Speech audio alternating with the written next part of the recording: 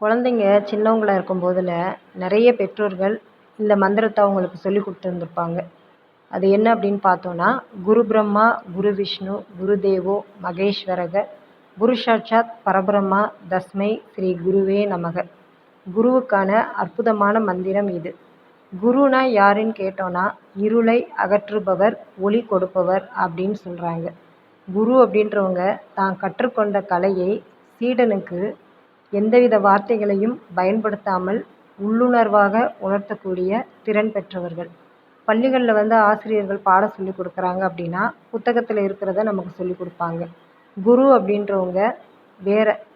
அது என்ன வேற அப்படின்னு பார்த்தோன்னா, இயற்கையில் கலந்திருக்கும் பாடத்தை கற்றுக்கொள்ளும் திறனை வளர்த்து விடுறவங்க. இயற்கையில் அப்படி என்ன பாடம் இருக்குது அப்படின்னா, இயற்கையில் உருவான உயிரற்ற எந்த ஒரு விஷயமா இருந்தாலும் அதுக்கு தேவையான அனைத்து விஷயங்களும் அதுக்குள்ளேயே இருக்கும். இப்போ நம்ம கேள்வி கேட்டு பிறர்கிட்ட பதில் தேடாமல் நமக்குள்ளே கேள்வி கேட்டு நம்மால் அதை கற்றுக்கொள்ள முடியும். அதை தான் குரு நமக்கு ரொம்ப முக்கியமாக உணர்த்துறாங்க. அதனால தான் அவர் இருளை அகற்றி ஒளி கொடுப்பவர் அப்படின்னு சொல்கிறாங்க. இன்னைக்கு வியாழக்கிழமை குரு பகவானுக்கு உகந்த நாள். இன்றைய நாளில் இந்த தகவலை சொல்கிறதுக்கு நான் ரொம்ப பெருமைப்படுறேன். நன்றி, வணக்கம்.